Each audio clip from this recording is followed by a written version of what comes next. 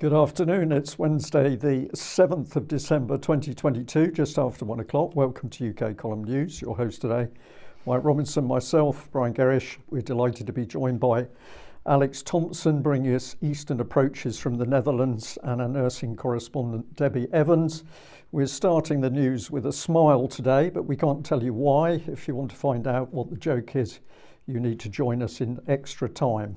Okay, let's get started with, is it the privatisation of the NHS? Certainly looks that way. This is the NHS Confederation website. Health leaders welcome new elective recovery task force, but no guarantees. So the government has announced 3 new community diagnostic centres to deliver more life-saving checks, tests and scans and speed up diagnosis for local patients. And so they've set up, this is part of the new elective recovery task force that's set up these diagnostic centres to help unlock spare capacity in the independent sector to bust the COVID backlogs and reduce waiting times is what they've said. So this elective recovery task force, is the first meeting is going to be held at number 10 Downing Street today. And so because the NHS has made progress, they say, in tackling COVID backlogs, they're going to outsource more and more service to private companies. Steve Barclay had this to say: the NHS is facing an unprecedented challenge to tackle COVID backlogs. The task force will look at sensible steps to utilise all existing capacity and slash waiting lists while ensuring the NHS always remains free at the point of use. And this is an important point because many people have been saying over the last couple of years that the government's intention is to make the letters NHS a brand, a commissioning brand. They're going to commission services from private organisations. It's basically pointing at the end of the NHS as we have known it. This was part of the statement. Experts will focus on how the NHS can utilise existing capacity in the independent sector, that's their typo, to cut the backlog. The independent sector has been used to bolster NHS capacity and ease pressure at critical times for nearly 2 decades, delivering over 450,000 appointments in October alone, approximately 6% of NHS care. Commissioning of independent sector services by the NHS uses existing budgets and comes at no extra cost to the NHS, delivering value for taxpayer money. So the question is that true? Does it come at no extra cost? Because maybe it comes in terms of bottom line dollars and cents amount. It comes at no extra cost, but the costs aren't just financial costs. So let's have a look at this report from the BMA. This is from June, I think, this year. Outsourced the role of the independent sector in the NHS. And it's this point that I want to make from this report. The BMA has clear and long-standing policy opposing outsourcing of NHS frontline clinical services on the basis that greater use of independent service providers by the NHS could lead to a decline in standards and poor value for money, fragmentation and destabilisation of services, putting staff and patients at risk. Debi, welcome to the programme, and just ask for your thoughts on this because it looks very much like the end. Yeah, I mean, I think it's been coming for quite a long time, and ever since the NHS logo has always been a very interesting thing to me because we see the NHS logo on ambulances and we think, oh, it's an NHS ambulance. Often it isn't. It's a private, outsourced, independent supplier or contractor, and this has been happening within the NHS for ages, and it's been part of the deliberate destruction. And quite clearly, we're already seeing that it's not even a 2-tiered system anymore, because we know from the interview with Fran Adamson that the service in the private sector is often using substandard equipment that's been rejected from the NHS. So clearly, we're in a complete state of collapse where this country doesn't appear to have any form of health system. Debi, could I just add to that for our viewers and listeners, of course, UK Column has been doing some particularly interesting interviews with NHS professionals over the last couple of weeks. And your interview with Roy Lilly was very interesting because we could hear some of the opinions of people who've been working in the NHS. Roy Lilly as a NHS Trust chairman. And we've also got Duncan White coming up tomorrow talking about privatisation and whether it's all bad. But that interview has a particularly interesting twist in it. So we're going to ask our viewers and listeners to stay with us as we get deeper into the NHS, and we'd like to thank all the NHS professionals that are coming to the UK column in order to talk about what's really happening. Okay, let's move on then to this, and that is the news that Pfizer-BioNTech COVID-19 vaccine for use in infants and children aged 6 months to 4 years has been approved by the Medicines and Healthcare Products Regulatory Agency. This is what June Rain had to say about it. Yes, that caught me out until you explained that, of course, she said nothing. No, and this is really the first time one of these MHRA press releases has come out where we haven't had any comment from June Rain in the press release at all, and I found that very telling. I also found it very telling that there was very little coverage, if any, in the mainstream press. What are they saying? Authorization has today been granted for a new presentation of the Pfizer-BioNTech COVID-19 vaccine for use in infants and children aged 6 months to 4 years. The MHRA has authorised the vaccine in this new age group after it has been found to meet the UK regulator's standards of safety, quality and effectiveness. They're going to provide a lesser dose, so it's going to be 3 micrograms compared to 10 micrograms for the older children. It's given as 3 injections in the upper arm, with the first 2 doses given 3 weeks apart, followed by a third dose given at least 8 weeks after the second dose. But don't worry, because to reach their decision, the MHRA's experts carefully reviewed data from original clinical trial data involving 4,526 participants. Debi, how many of those 4,526 participants were aged 6 months to 4 years, do you think? Do you know what, Mike? I'm beyond speechless, really. I am beyond speechless, because one thing we need to highlight too, not just the amount of children that weren't involved, but we need to inform people that this is 3 injections. So they've updated it to 3 injections. But breaking news today on Prime Minister's questions, Andrew Bridgen, to his credit, and I think we should all be supporting him very strongly, he stood up in Prime Minister's questions and directly asked the Prime Minister if he would please reconsider this decision, bearing in mind the experimental nature of mRNA, especially in children.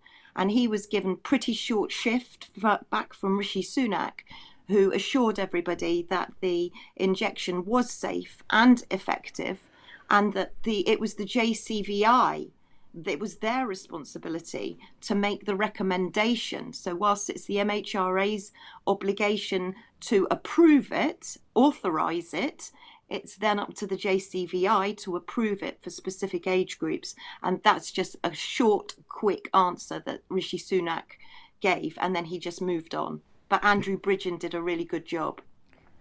Well, yep. I'll just add to that, there's a lot of people saying that Rishi Sunak will soon be moving along. We shall see. I just wanted to highlight a letter. Well, in fact, there are 2 letters. This one, I think, was from June. This is the Children's COVID Vaccine Advisory Council. And this letter in June was demanding that the MHRA do not authorise COVID vaccines for infants down to the age of 6 months. I just wanted to show the list of names on them. I mean, it's scrolling past very fast. You won't be able to see. There are quite a significant number of names on that. I believe there was a second letter went just a few days ago, again asking them not to take this step, but they did in any case. So, you know, there is a significant body of doctors within the UK against this idea of vaccinating children using mRNA technology from the age of 6 months onwards in the UK. And they should have a proper voice in the media, of course. Yes. So does this take us back to you, Debi? The father of the 9th child to die of strep A. This is the other big health story, of course, at the moment in the UK. Surging outbreak, pays tribute to his 5-year-old princess and says he wished she could have walked out of hospital holding her daddy's hand. Debi, I don't know what you're going to say here, but I'm seeing quite a number of headlines saying my child died because the doctors didn't respond, or we took the child to the hospital 3 times in a row and the child was sent out again without any kind of treatment. Is this mostly the result of failure of the health service again? Well, I just want to. I wanted to pick up on this story because it's also been mentioned in Prime Minister's questions, and Keir Starmer brought it up this time, Director Rishi Sunak. And I see. I think what we need to understand is strep A, invasive strep A, which is called eye gas, is very, very rare, really rare. Strep A throats, most parents, I mean, how many of us have had kids that have had a really bad rotten sore throat or tonsillitis, maybe? But this is the condition that they're highlighting here is extremely rare. They say there's been 9 cases since September. But I just want to highlight what Milton Keynes NHS Trust says, because there is a difference between the invasive strep A. Gas is basically a group of strep A, and eye gas is invasive. So Milton Keynes say that while infections like these can be unpleasant, they rarely become serious. When treated with antibiotics, an unwell person with a mild illness like tonsillitis stops being contagious around 24 hours after starting their medication. Further on down, you can see a little piece about invasive group strep A, and this is where it gets much more serious. But I have to just to bring parents back to, you know your child best. You really do. You need to trust your own judgment. I had a child, my youngest son had meningococcal septicemia at 3 weeks old. He became very unwell very, very quickly, floppy, unresponsive, with a very high fever. I knew there was something very, very wrong with him. Most kids with tonsillitis, give them a few ice creams and treat them with maybe a teaspoon. I spoke to Fran Adamson last night, actually, who said any child with a sore throat, spoonful of manuka honey, clove of garlic, a little bit of ginger. If they can wash that down, that'll do a great amount of good. But I also spoke to a GP who said that the criteria for giving out antibiotics, which is the treatment for a strep A, the criteria is pustules in the throat, swollen lymph nodes, a high fever, and the absence of cough. Okay, so we don't need to be blanket giving out antibiotics. However, it would appear that the government have seemed to be recommending that children will be given antibiotics for whatever sore throat, even if the throat swab, which is generally how you diagnose a strep throat, it can take a few days. But they're saying now that, oh, well, perhaps we'll just give antibiotics to entire year groups. Maybe we'll just throw them out. Now, this is unprecedented. And as we'll see later on in the news, this flies in the face completely of the government's antimicrobial resistance policy. So it's two policies working in operation. And what's worrying too is that they're saying that thousands of children could miss school. But one of the reasons that we're seeing strep A could be because of lockdown. However, schools look as though they're going to say, look, if a child hasn't been on antibiotics for a sore throat for 24 hours, they're not welcome in school. We can see that schools are already doing deep cleaning. We can see that the fear factor is being ramped up. And I do understand if a child gets very sick and there is a danger that if it becomes invasive, then they can get very sick very quickly. And in that circumstance, you have to call a doctor. However, we have a problem in this country at the moment, well, globally actually, in that we have a penicillin shortage. Now, traditionally for strep A doctor will prescribe antibiotics if they see those criteria, so the pustules in the throat, swollen glands, high fever, etc.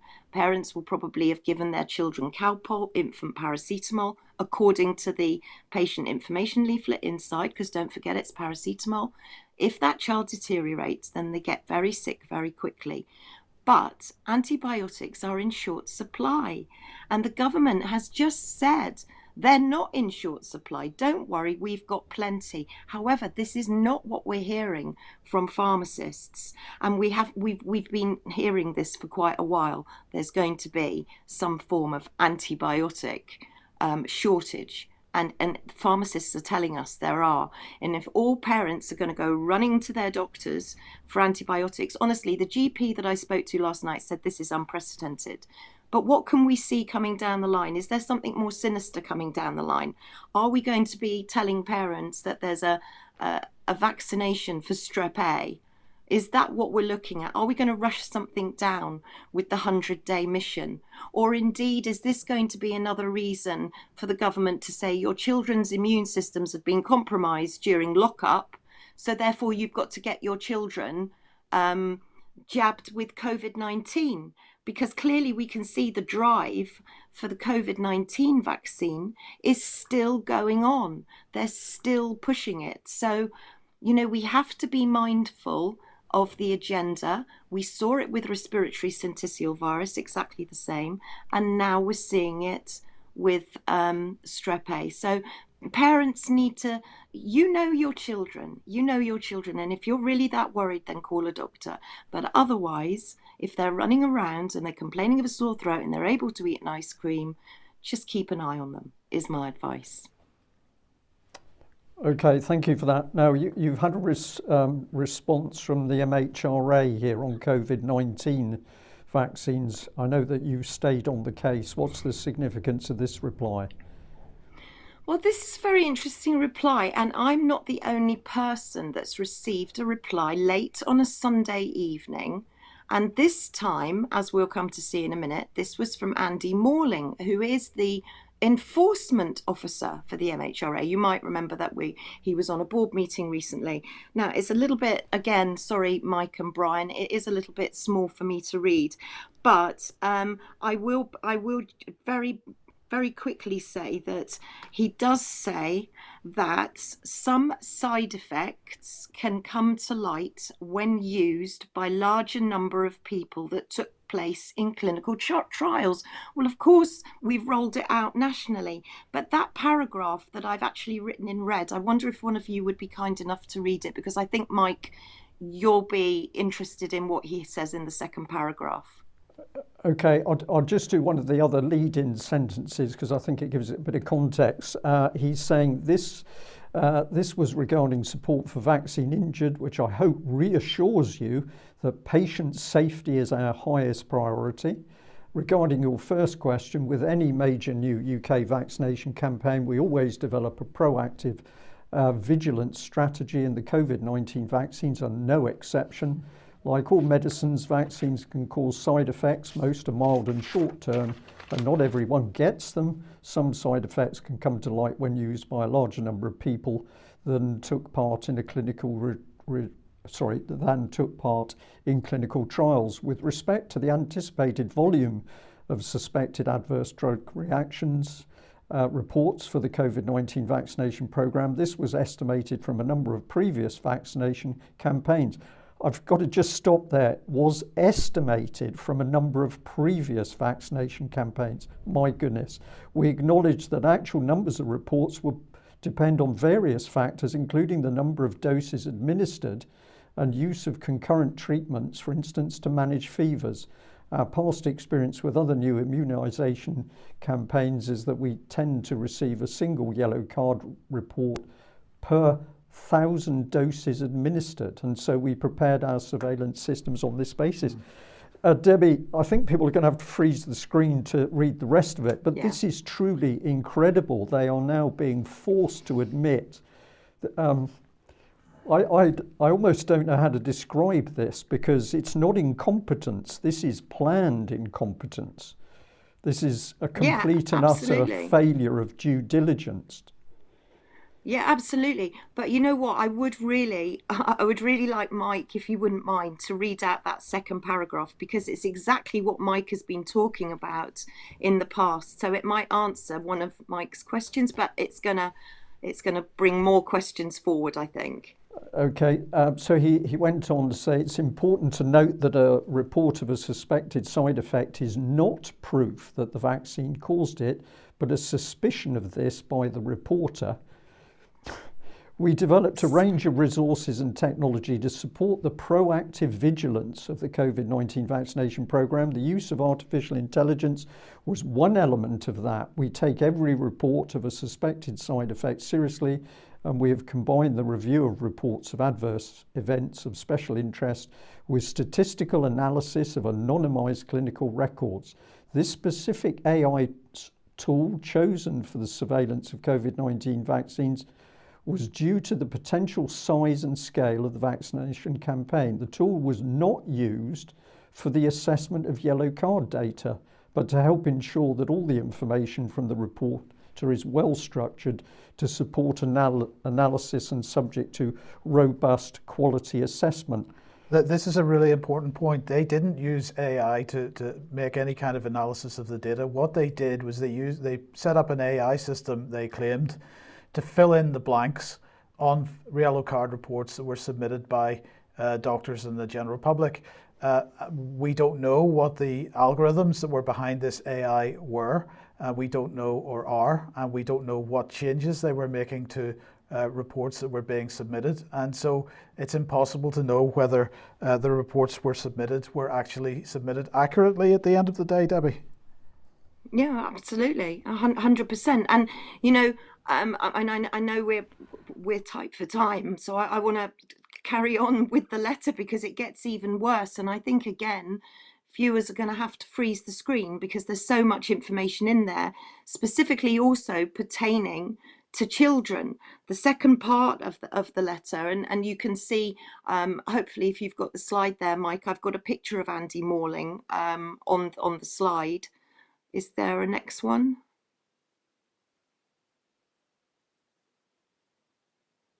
In the news. Sorry, yeah, Debbie, I don't have it just here at the moment. So. Oh, okay. So very quickly, the letter finished talking about children and how the children's jabs would be approved by the MHRA and how the decision basically would be thrown over to the JCVI. But it also says that the National Institute for Health and Care Research, NIHR, has allocated more than £110 million for COVID-19 vaccine research that includes consideration note of vaccine safety, covering monitoring of adverse reactions. The Department of Health and Social Care has also commissioned a £1.6 million programme of working through the NIHR to understand the rare condition of blood clotting with low platelets following COVID-19 vaccination. Now, this letter was written by Andy Morling. The title under the letter, and we'll make that available for everybody, I promise. The title is Andy Morling, Deputy Director of Enforcement. But on his LinkedIn profile, it says that he's Head of Enforcement Group at Medicines Health Regulatory Agency. So I thought, well, there's two different titles. So if he's writing to me as Deputy Director, who is the Director? Where is this person? So it was then that I found a Dr. Sarah Branch. And Dr. Sarah Branch, she joined the agency in 1994, but she was appointed to this role as the Director of Vigilance and Risk Management of Medicines back in 2019. And her responsibility includes the yellow card scheme for reporting adverse drug reactions, benefit risk assessment, and updates to safety information. So this is Dr. Sarah Branch. Now, I've looked at a photo of her and I have seen her somewhere along the news way back when, but I haven't seen her at a board meeting. I've heard Andy Morling remotely at a board meeting. He was the one that said he wanted to put a ring of steel around the UK so we didn't get any drugs from any unauthorised pharmacies. He was the one that said 1 in 10 of British citizens are buying benzodiazepines online. And yet we've got Dr. Sarah Branch, who nobody seems to know very much about. So, you know, there's more questions to ask with the MHRA than they've answered. But I think we're obviously getting them a little bit hot under the collar. I was very surprised that it was he that wrote to me. Brilliant. Thank you, Debbie, for that. Now, Alex, we've got a letter here to Dr. Albert Bourla. Actually, from Dr. Albert Bourla, who, rather like Andy Morling, is double-hatted in that Bourla is chairman of the board and chief executive officer of Pfizer. And we have recently covered as have many of the freer news platforms, the remarkable exchange in the European Parliament between one of Bourla's immediate underlings on the board and the lady addressed here, Mrs. Kathleen van Bremt, a Belgian member of the European Parliament who chairs the Special Committee on the COVID-19 pandemic. Bourla is saying, no thanks, I don't want a second round of that. Thank you very much. So amongst a lot of flim-flam of how much we treasure and value you, dear MEPs, Bourla puts this one-liner in telling the European Parliament to do one. All the events that he's just listed were live streamed to the public since the October hearing. That's the one in which the Liverpudlian board member said we were flying at the speed of science and didn't have time to check whether we could stop transmission. We have no further information to share with your committee, so we respectfully decline the invitation to again revisit these issues. He looks a bit perturbed, shall we say, by the prospect of bad publicity. Just by way of prolepsis into our forthcoming articles, something that Debi wrote mid-year is very soon to be published, specifically about, or with a protagonist being Mr. Morling, Andy Morling, who is either deputy or head of criminal enforcement at the MHRA. The question in the article there is, what is medicrime? We also have something rather relevant on the way in other ways as well, which has just eluded me. So I'll go on to the next slide, which is also covering the European Parliament. Here we have in the Daily Clout, nearly 200 so-called fringe scientists are fighting for the European Parliament to recognise the rights of children during the COVID-19 pandemic. Now, the COVID parliamentary inquiry at the European Parliament had to be fought for tooth and nail by citizens signing petitions in various countries. This is a long article and well worth reading in full. As usual, it will be in the show notes. You sometimes have to wait overnight, but the show notes are these days always uploaded on the ukcolumn.org video uploads of the news. And the authoress here, Irene Lost, has been in touch with me. So instead of reading out what's on screen there, people can freeze the screen. I'll read what the author sent me. She says that this article about the fight in the European Parliament tells the convoluted story of how MEPs, members of the European Parliament, didn't really want to have their attention drawn to the harms caused to children by COVID vaccines and other COVID combating measures. And she says she wished to convey with this long article exactly the difficulty and the numerous impediments that they've been encountering. So at every stage, clerks, officials, sometimes members of the European Parliament themselves would say thank you for the petition as per European Union law and custom. We've looked at you meet the numbers, but there's no need to go further with it. So they've had to fight through that. In Britain, there are two particular bloggers of note, both London mothers in their 40s. They now have a Substack blog and a book out. The Substack blog is called Broken Custodians, and their latest blog has a subheader that masking children in Britain now was a political decision that was not risk assessed for a year and a half. Details are on screen in an extract. Horribly, Gavin Williamson has now been knighted, so he's referred to as Sir Gavin in the middle of this piece. And he did not, when he was Secretary of State for Education in Britain, effectively only covering England, he did not have an assessment for masks in schools. And there's a lot more about how adults' feelings were more being protected. The authors of that piece have a whole book out, also available as an audio book now on various platforms, The Children's Inquiry. They've had to give it that ironic and sad title, and it is a very heart-rending book because we haven't had an official one. The full title is How the Children's Inquiry, How the State and Society Failed the Young During the COVID-19 Pandemic. Liz Cole and Molly Kingsley are the two authors, and it's now come back to me. The other forthcoming article that I was trailing is that a very good academically qualified published author is coming on board as a UK column writer for us now, and is pointing out the fundamental flaws in the use of artificial intelligence to replace human thinking. So I think that's directly relevant to the way that the MHRA has functioned here, as described by Andy Morling to Debbie Evans. Okay, and where does that take us then, Alex, to Helen Harvey?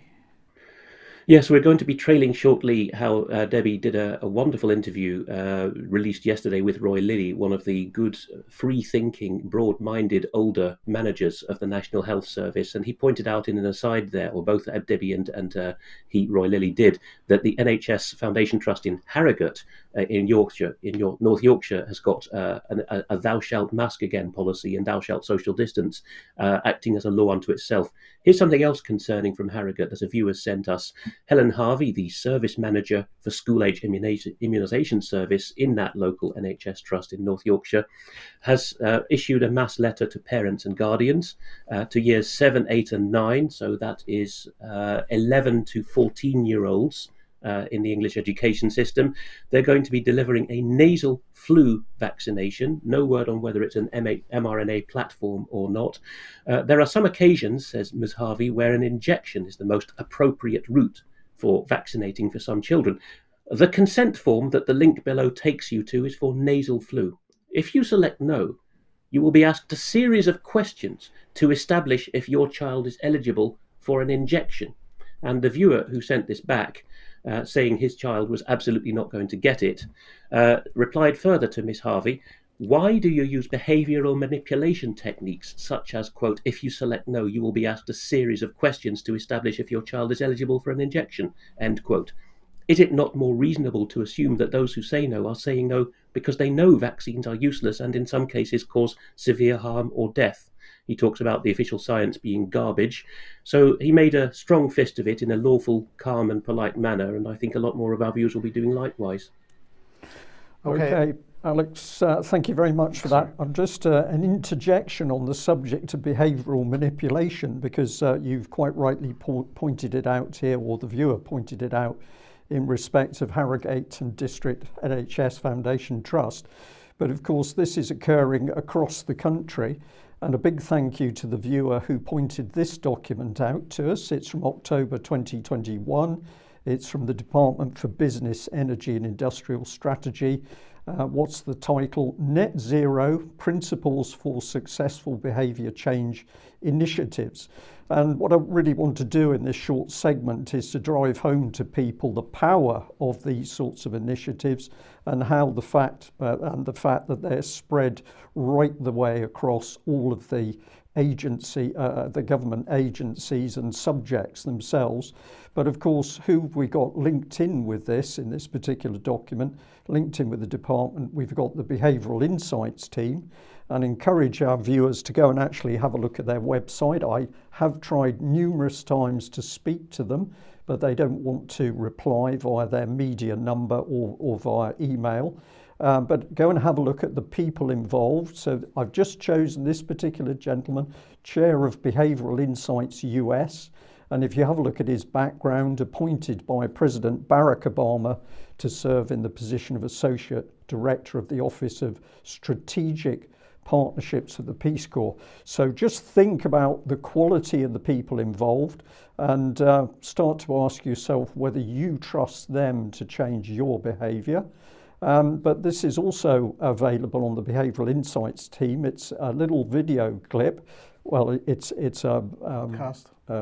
It's a cast, thank you, Mike, because it's actually over an hour long. Encourage people to have a read of it, have a listen to it. Sorry, I'll get there in the end.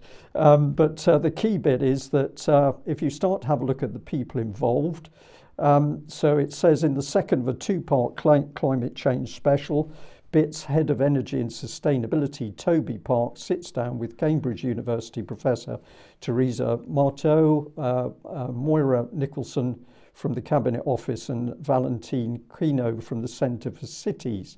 So what sort of people are we talking about? Well, here's the lady from the UK Cabinet Office, and you can have a look at her background, whether you would trust her to change your behaviour. Here's the University of Cambridge, and we've got Professor Dame Teresa Marteau, DBE, and the third of the ladies here, Valentine Quino, here, Senior Analyst, and she's the Centre for Cities. And where this takes you very quickly is back into the whole political, quasi-political agenda of the city-states. So we've gone from behavioural change to people using those behavioural change techniques in order to completely restructure society. If you delve into Centre for Cities, you're going to find that David Sainsbury is a very powerful man within that organisation, and he even has a number 2 to help him in his duties. So is this an independent organisation or is something else going on here? I'm going to suggest it's anything but independent. And if you have a look at Lord Sainsbury himself, a very interesting book, Progressive Capitalism, How to Achieve Economic Growth, Liberty and Social Justice. So don't worry, because with his team, David Sainsbury is going to modify your behaviour, but it's going to achieve liberty and social justice, Mike. And I'm just going to add to this as a little bit of a deviation, but not too far away, that many people have been talking to me about the activities of our old friend, the political charity Common Purpose. Of course, Common Purpose has never gone away. And I found on their website this very interesting article here about civil society and why it needs to be controlled effectively. This brings us back into this book. So we've got The Open Society and Its Enemies by K.R. Popper. And Sir Ralph Durendorf, who wrote the previous article with CP, was a student, as was Soros. So that takes us through to the Open Society foundations. And of course, it's Open Society that's funding many of the agencies that are now picking up the behavioural change. So I picked up on this article from The Guardian, the George Soros philosophy and its fatal flaw. Interesting to see The Guardian was critical, but you notice that even The Guardian picked up on the link with Karl Popper, who was the influencer of Soros. But a key statement in that article was this one: for Soros, the goal of contemporary human existence is to establish a world defined not by sovereign states, but by a global community whose constituents understand that everyone shares an interest in freedom, equality and prosperity. In his opinion, the creation of such a goal, such a global open society, is the only way to ensure that humanity overcomes the essential challenges of climate change and nuclear proliferation. Trying to go a little bit quickly there with an eye on the clock, but it doesn't take too long to go from the mechanisms of behaviour change to see that what is actually happening is a strategic change of whole society, and the nation state is not going to be forefront in the world in the future. Alex, a little bit of a digression there, but the behavioural change is not something which is a little bit of playground stuff that's being used by NHS trusts. It's far from a playground, it's a battleground. We usually get comeback from viewers by email when we mention Karl Popper as George Soros' mentor. Those who are up on their mid-century continental philosophy in the structuralism, existentialism, empiricism debate usually say Karl Popper was a well-meaning old duffer who fled the Nazis and Soros took the ball and ran with it in another direction. I have some sympathy for that, but the irreducible essence of it is that Popper thought an open society was one in which people, atom-like, float in and out of societies. They're all the same, they're interchangeable, they're fungible, and really there's no distinctives in place or time. There's no culture, there's no heritage. I'm sorry to reduce Popper to that, but I'm afraid at the best reading, with the best will in the world, that's what it comes down to. And this is what Soros got his brainwave from, the idea that people's minds are a tabula rasa, and that they can be encouraged to build the new society. Yes. Okay. Well, Alex, let's come back onto the British Medical Journal then, and understanding and neutralising. They want to neutralise what they describe as COVID-19 misinformation and disinformation. Well, this paper by UC Wang et al. Was carried as opinion on the 22nd of November by the British Medical Journal. It's not the first recent appearance of a call for totalitarianism and the end of scientific inquiry in the BMJ. I won't read the text on screen given how many slides we have today, but people will see from the author affiliations that all but one other than Wang herself, who is in Italy. All but one of the other authors are British-based. The remaining one being an American-based PhD candidate, US-based professor of social and political science, rather. I've got that wrong, but anyway, no, it's a research fellow is the US-based. All the others are in the British NHS. So this is largely British medics pleading for censorship. So we talk about the initial lockdown and all measures subsequently having been opposed by some people, and these are ghastly American-like populists.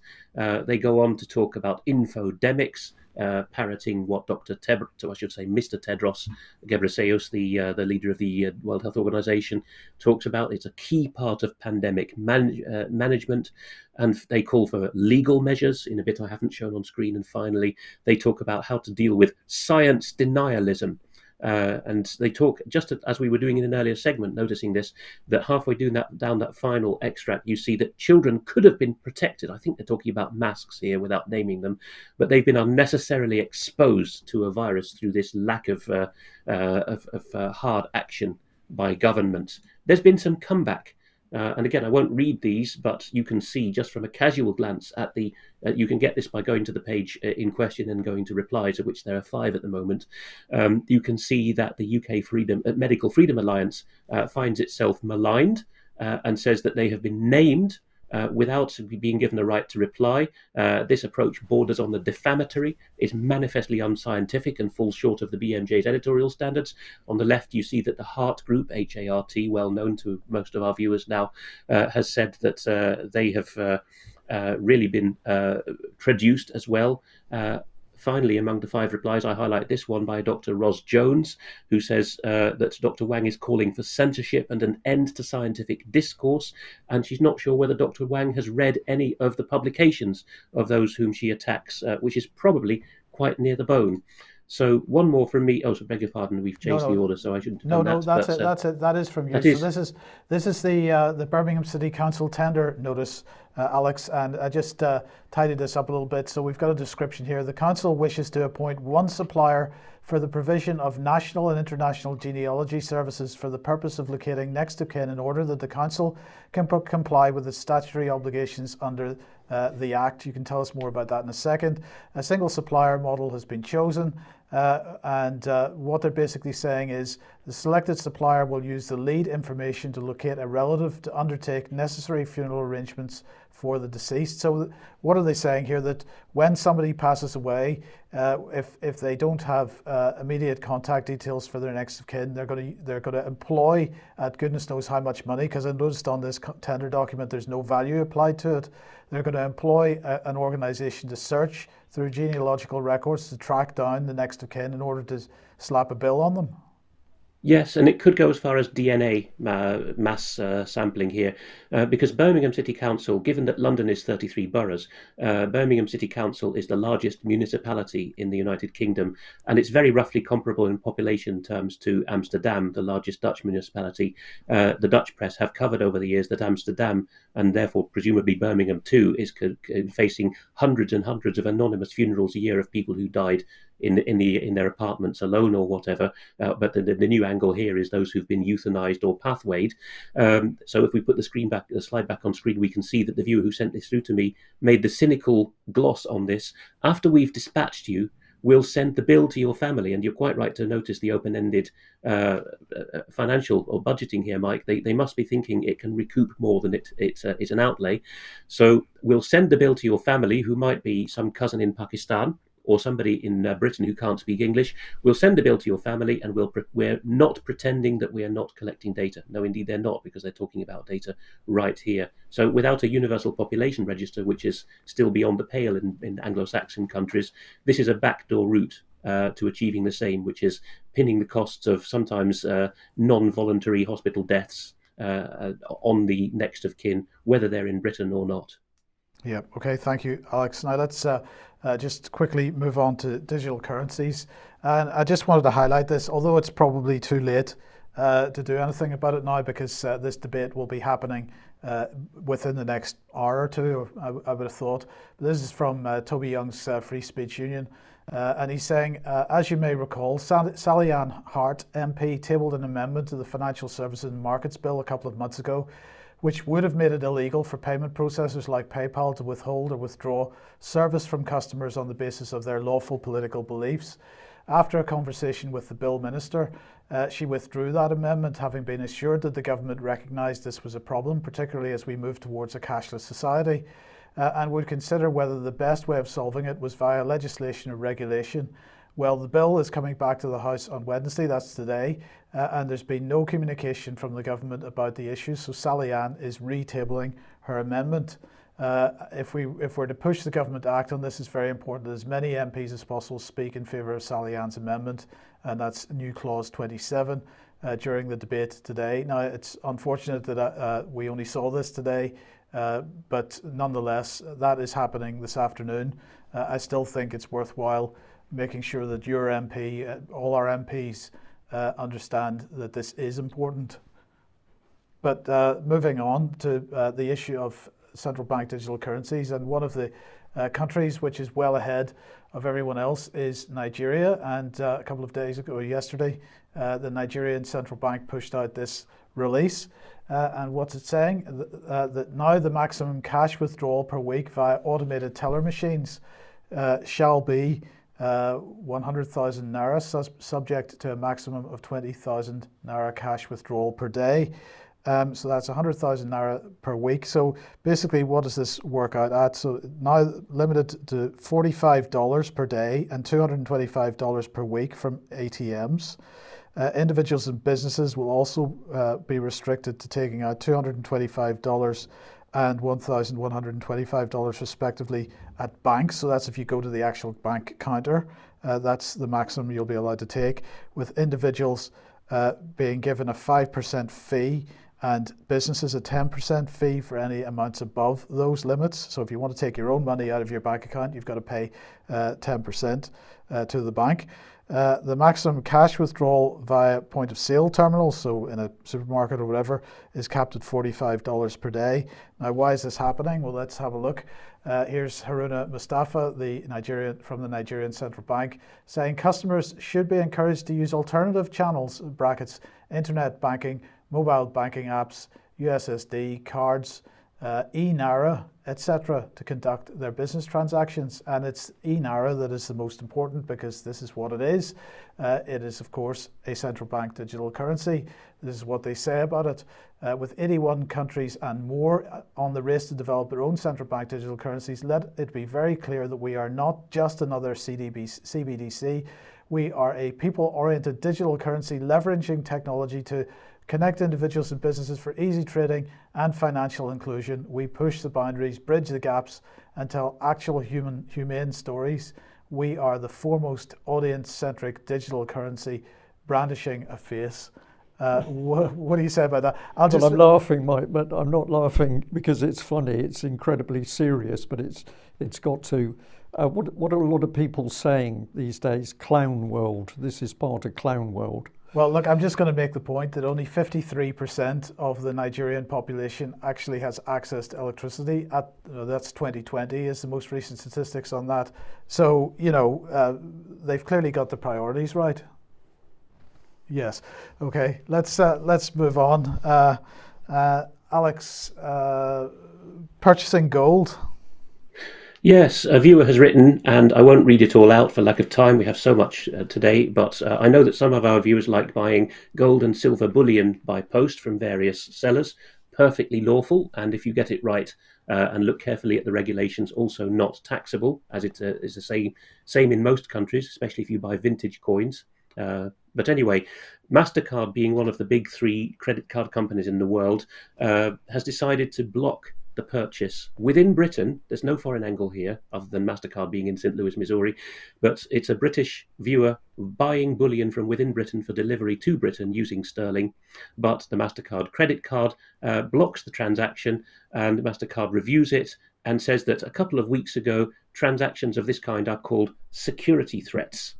So the viewer concludes, are the Bank for International Settlements, the International Monetary Fund, central bankers and the World Economic Forum now shutting the stable door before the horse has bolted, keeping us within the system, that is, so that we don't have access to alternatives to get round their planned DIs, digital somethings, central bank digital currencies and social credit systems. And of course, social credit is the other half of this motor, because the infrastructure will be CBDCs, but the decisions on whether you don't get your humane stories at the point of sale in Lagos or London, that will be, of course, social credit derived by a different set of programmers or AI. But Der Spiegel has got from its economy imprint a similar announcement that the Bundestag has at federal level in Germany decided, and this is in one of the most cash-keen countries in Europe, Germany, for good reasons historically, Germans and foreigners living in Germany will no longer be able, by law, to use cash or cryptocurrencies to buy real estate. And look at the red rubric at the top there, Maßnahme gegen Oligarchen. So this is being carried by Der Spiegel, well on side with the globalist press, of course, as an anti-oligarch measure. Okay, yes, of course it is. Right, let's move on then very quickly to energy. And well, good news apparently, because the UK and the United States have entered an energy partnership.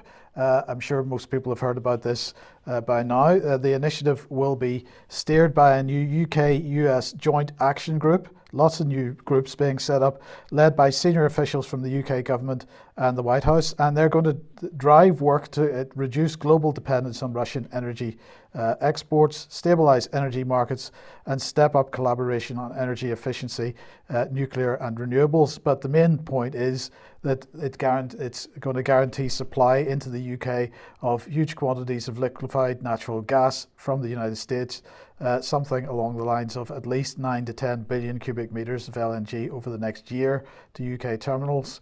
And of course, this is all fracked gas from the United States.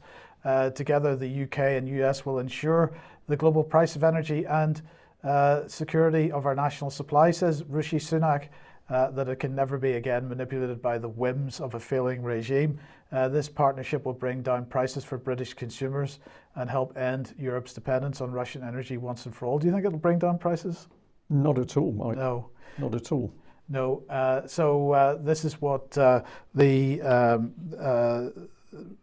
Institute for Economic Affairs had to say. The UK will pay a premium on imported US fracked gas while sitting on 50 to 100 years of our own reserves.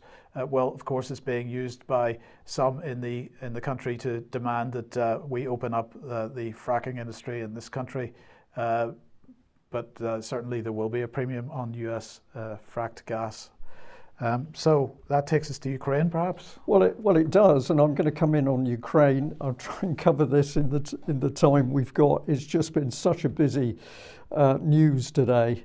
But on one hand, you know, we're in trouble. We can't afford to get in the gas and the fuel. The prices are going up, but billions going into Ukraine. Let's have a look at what the Ukrainians are saying about themselves at the moment. So this from Kiev Post, exclusive insight, crackdown on corruption in Odessa. This is a story about Ukrainian law enforcement officers raiding Odessa City Hall and its investigators at the National Anti-Corruption Authority of Ukraine. So suddenly it appears that there's an attempt for a crackdown.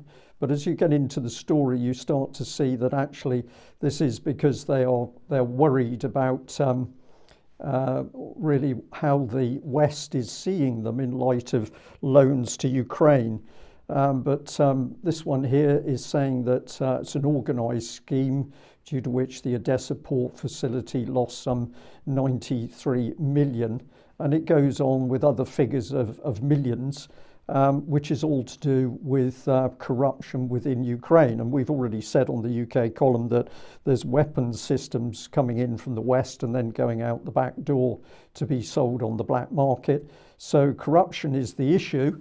But the Kiev Post was also kind enough to point out that something quite exciting was going on. Rebuilding Ukraine, London Forum highlights opportunities and barriers.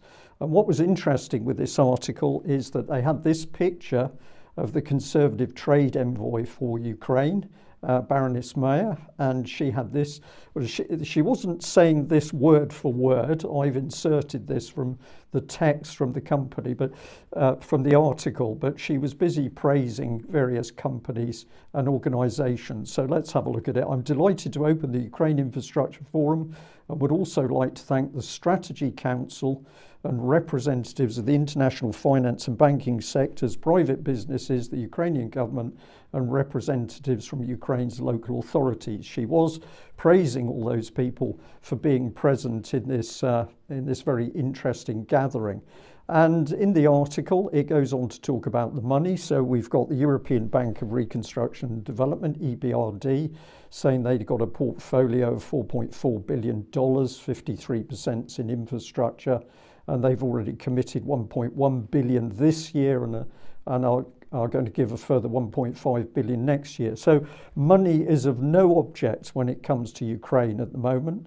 The World Bank here offering 2 billion to fund the private sector and local governments.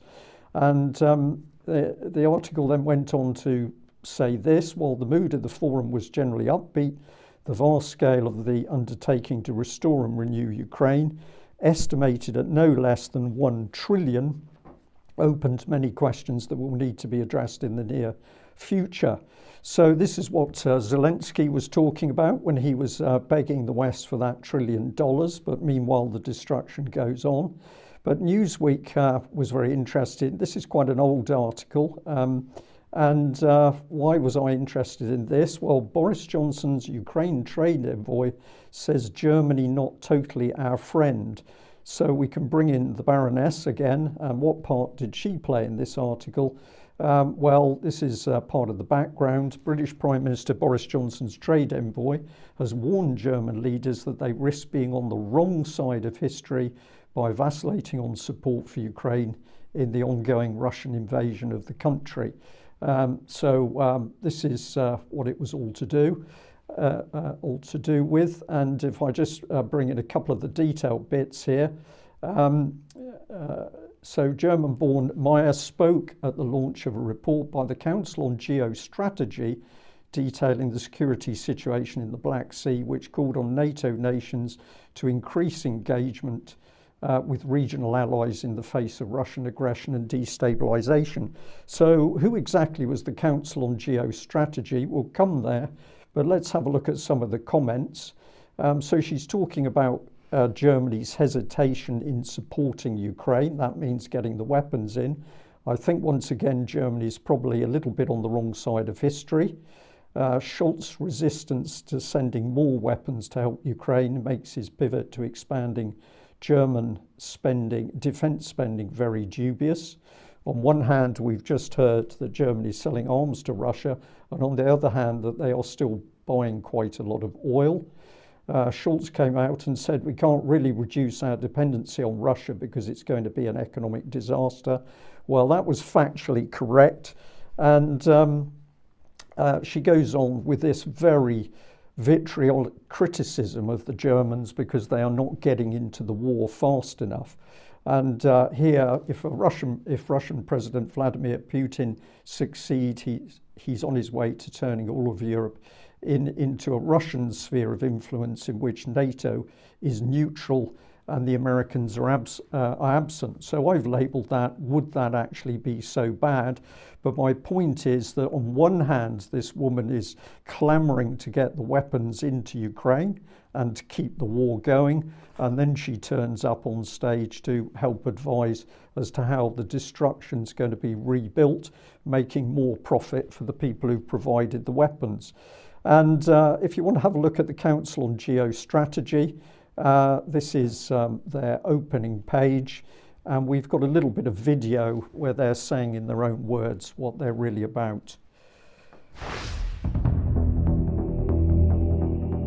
Britain hoped, in the aftermath of the Cold War, that the world would improve, that freedom would spread, and that global cooperation would intensify.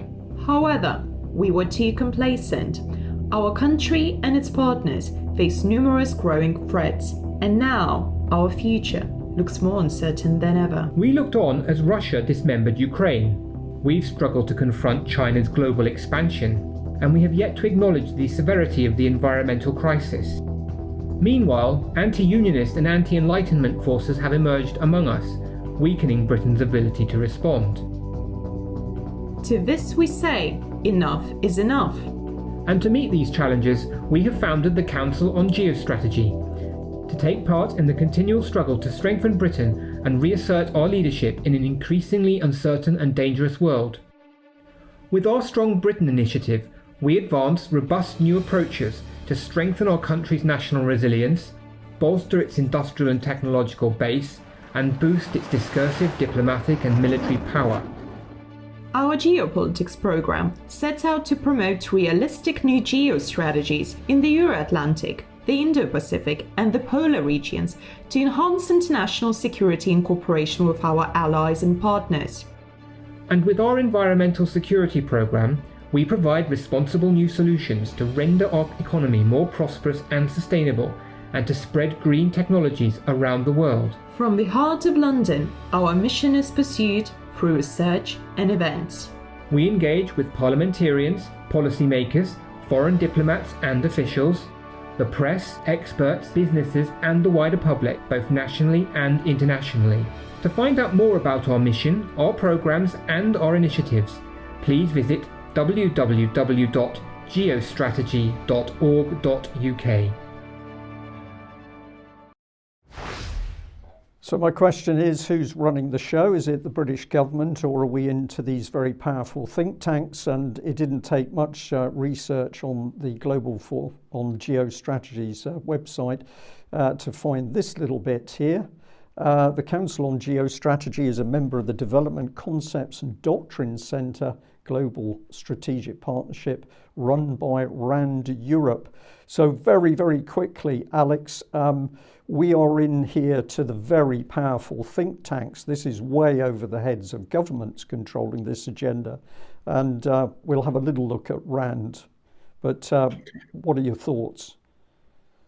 Well, it's not the first time that we've covered this spin-off of the Henry Jackson Society that calls itself the Council on Geostrategy. The lady whom you heard in the voiceover there is Victoria Starich-Samuoliene from Lithuania, who holds an MA in Intelligence and International Security from King's College London. That's academic spook central. She was telling us about our country, Britain, our inclusively, and how we must not tolerate anti-unionist forces, although that was the other narrator there, I think, which I presume was James Rogers. No, this is think tank. This is well over the level of Westminster, really, in the amount of influence it has, the amount of transatlantic influence. And by the way, you were talking about the corruption involved with Zelensky. And the other day, of course, we played that strange gravelly voiced clip where he was talking about $1 trillion. He was mentioning there the city of Odessa as a particular honeypot for that investment. The previous president there, Petro Poroshenko, Zelensky's predecessor, brought Mikhail Saakashvili in from Georgia to be the anti-corruption supremo in Odessa city and region, and then spectacularly fell out with him. Long backstory there. And since then, of course, Zelensky's banned all the opposition parties and now the Russian Orthodox Church as well. But I think we must be barking up the wrong tree to be asking questions here, because the big read brought out by the Financial Times in its Person of the Year article is a feature on Volodymyr Zelensky, and it says, quotation, "The president of Ukraine embodies the resilience of his people and has become a standard bearer for liberal democracy." I'm sure that the Council on Geostrategy would agree. Okay, thank you for that, Alex. Well, of course, you hit the target straight away. Let's just bring up two of the names. Here's James Rogers, co-founder and director of research, background Henry Jackson Society. And this is the lady that you mentioned, and quite rightly, background Henry Jackson Society. And if we go to that particular society, I found this a really offensive opening page. And it says, opening a second Western front against Putin, Russia's Latin America proxies. So there's no doubting what the Henry Jackson Society is about. It's pressing for all things US in the first instance, and everybody else is going to suffer if you get in the way. If you have a look at international partners, though, if we just jump back to the Council on Geostrategy, I was very intrigued with this one, Ukrainian PRISM. This is it here. It's all about peace and conflict. Fascinated with the logo, but of course this is another think tank operating deep inside Ukraine and funded by American money amongst others. So who's calling the shots? I don't think it's the Ukrainian government or the British government. We've got think tanks way above that level. Yes. Okay. Let's say if you like what the UK Column does, you would like to support us, then please head over to community.ukcolumn.org. There are options to help us out.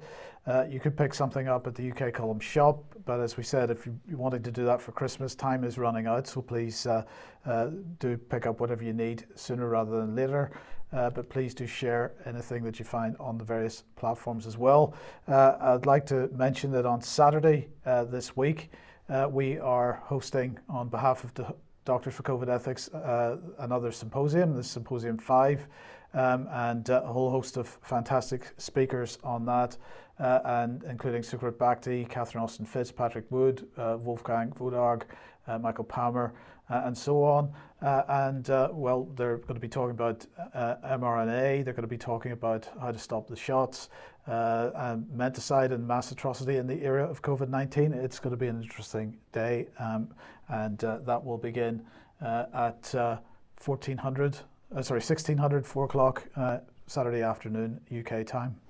Which is going to be a lot of work for you, Mike. We'd like to say from the UK Column, we're delighted that the doctors have had the confidence in UK Column to come back to us, and I'm sure this will be an excellent event. And just a quick reminder that then the following Thursday, December the 15th, also on the UK Column website, starting at 4:30 p.m, David Scott's event, Education, Not Indoctrination. He'll have more to say about that on Monday, no doubt. In due course, yes, okay. I will just move over this next one, so let's go past that. And we've got the French team are also working very, very hard on matters to do with the vaccine and getting the truth out about what's happening. They've kindly sent us a little video clip. It's got on-screen translation. It's very short, but let's have a look at what they're trying to do in France.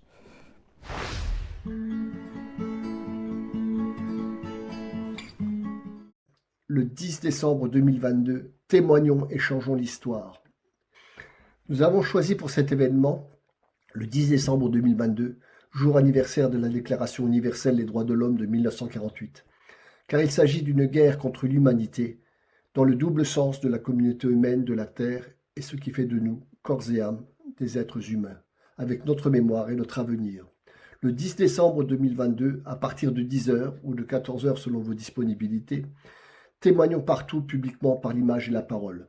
Faisons en sorte que personne ne puisse échapper à cette réalité. Encourageons et amenons nos proches et quiconque nous connaissons à témoigner. L'inutilité et les dommages provoqués par les injections ont commencé à se répandre dans les consciences. Un travail de fond est à l'œuvre. Si chacune de nos voix ne comptait pas, il n'essaierait pas de la contrôler par la censure, de contrôler la moindre d'entre elles. Chaque voix portant la vérité les fait trembler et les ébranle.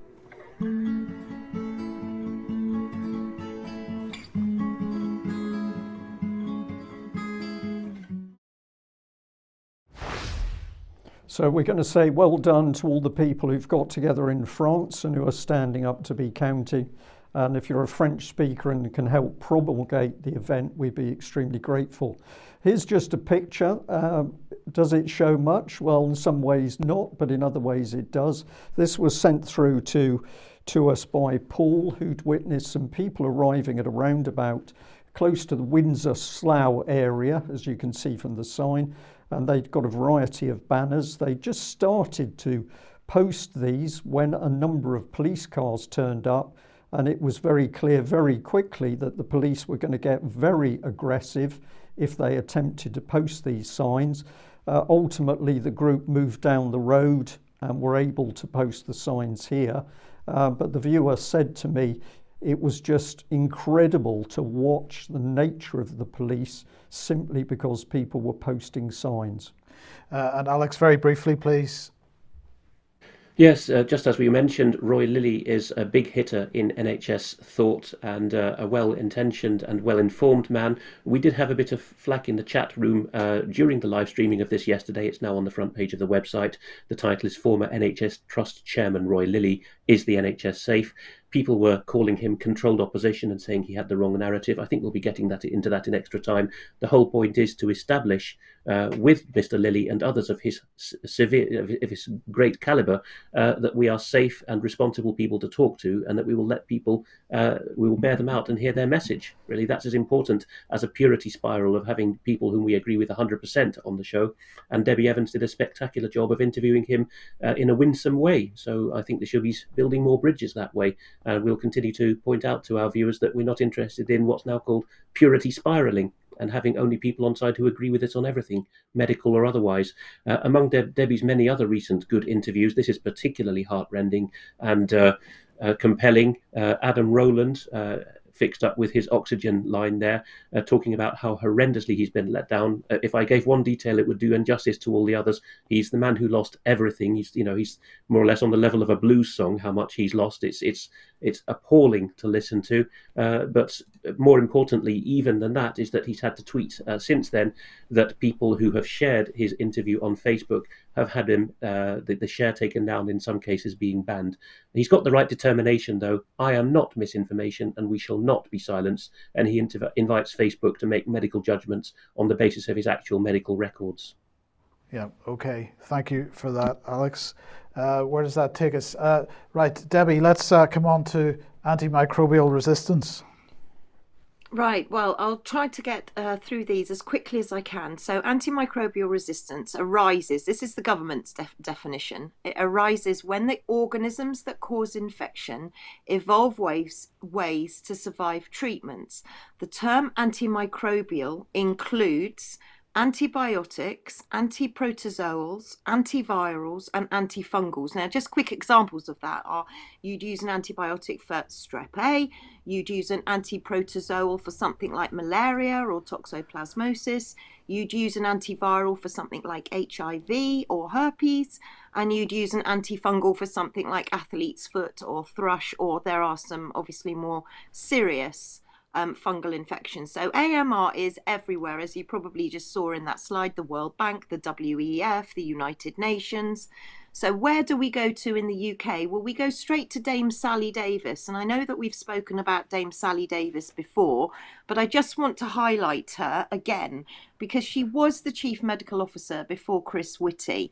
She's now the UK Special Envoy on antimicrobial resistance. She's a haematologist and her husband is an experimental haematologist. Who knew that one of those existed, eh?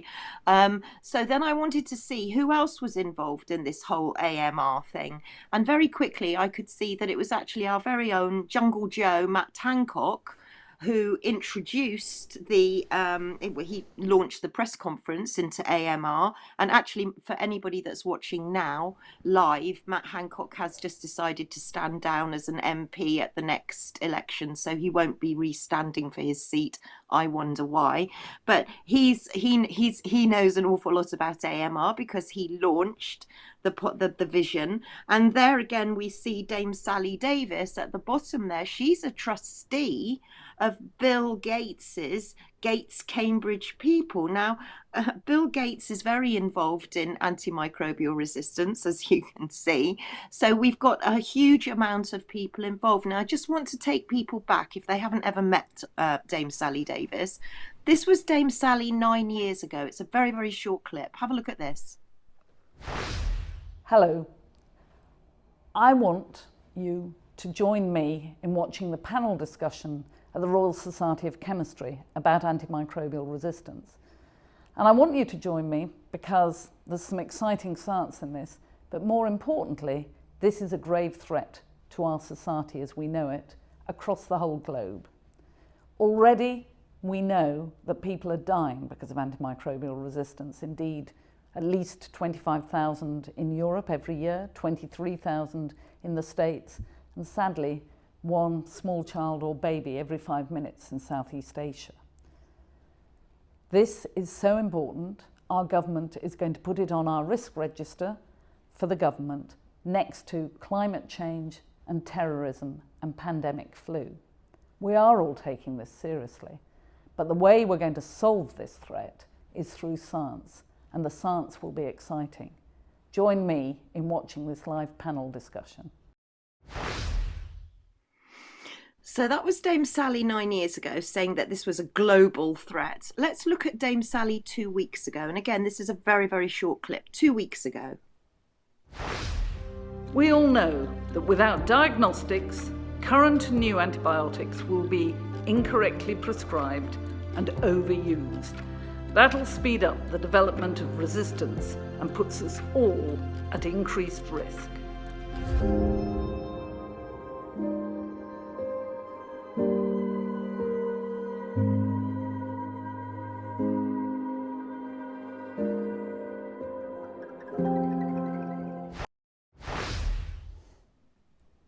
I have to say that 9 years, I think, has taken its toll on Dame Sally Davis. However, being terribly polite, what I will say is that Dame Sally Davis met with David Cameron back in, I think it was 2015, 2016 at the Welcome Cafe. And she warned him of what was going to happen with all of us using antibiotics so much. There was going to be disease X, and what were we going to do when we didn't have all of these antibiotics?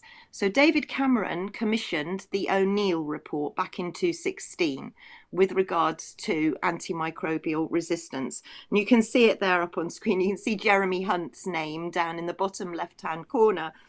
We always knew that his name would pop up somewhere. But I've highlighted a couple of things there, and I'll read them quickly because it's relevant to the story that we've already run with regards to Strep A.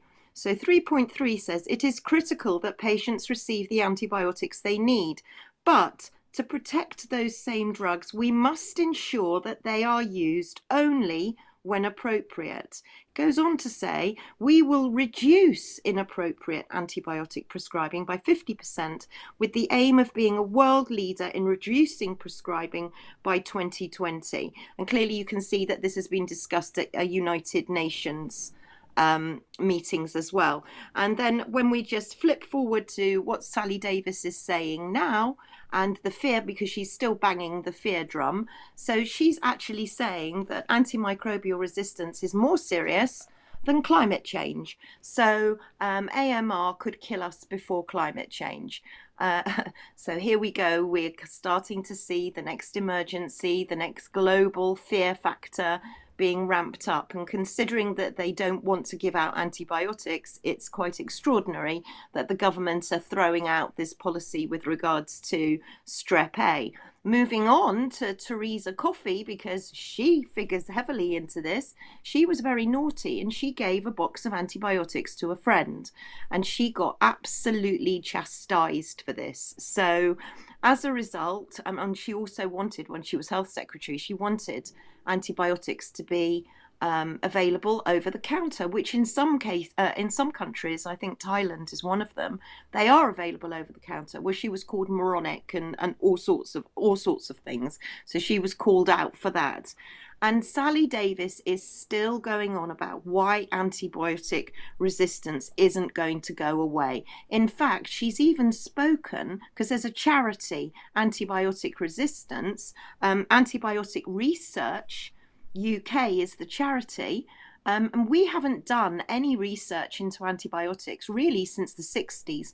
And even recently, I think it was GlaxoSmithKline have decided to pull one of their clinical trials for a new antibiotic. So, you know, here we've got Dame Sally Davis lecturing antibiotic research. What she should be there saying, you know, promoting more research for antibiotics, not saying that we're going to lose them. But I just want to refresh people's memories into SPA's pandemic 2025 to 2028. We've mentioned it a few times before on UK Column, but it's really relevant. This was a futuristic scenario by the Johns Hopkins University, and it looked at what happened with a coronavirus between the years 2025 and 2028. If you go to download the PDF, you'll see this chapter 16, which is called Antibiotics Ho. And I'm going to let you freeze the screen because I know we're tight for time, but if you freeze the screen and read just that page, you'll see that the situation that we're seeing now with strep A is exactly what you're seeing projected there. So I would urge everyone to go and have a look at SPA's pandemic 2025 to 2028. And then I don't know if you've got the finally slide there about drugs having two names, because I just briefly wanted to highlight people don't realize drugs have two names. So something like diazepam is also known as Valium. We are getting new drugs coming down the line. We've got antivirals and monoclonals. Now you need to inform yourself of what these drugs are, because a name that might sound very easy to pronounce might not be what the active ingredients are. So, for example, antivirals and monoclonal antibodies, anything with a VIR at the end of it, at the end of the medicine or the ingredients, suggests that this is an antiviral. Anything with MAB at the end of it would suggest that it is a monoclonal antibody. Both of these medicines can be new and novel and not have gone through the clinical trials that we would expect to see, and some may have also been trialed on specific cohorts of patients. So please check both names, check your medicine before you take it. Okay, Debbie, thank you very much. We are going to have to finish the news there. We've still got material to cover, so we're going to encourage all of our UK Column subscribers to join us in extra time when we will cover the material that we've still got in the can. That includes quite a bit from Alex. Things are moving so quickly now with news and events in UK and worldwide. It's getting increasingly difficult to keep the UK Column news within a relatively short period. But we think we'll end the news here. And as I say, if you're interested in the other subject elements, join us in extra time. Big thank you to everybody watching us, and a especially big thank you to people watching us from overseas, because we know that our overseas audience is growing. So wherever you are in the world, the USA, New Zealand, Australia, thank you very much for what you're doing. Please keep spreading the information. See you in a couple of minutes. See you in a few minutes. Bye-bye.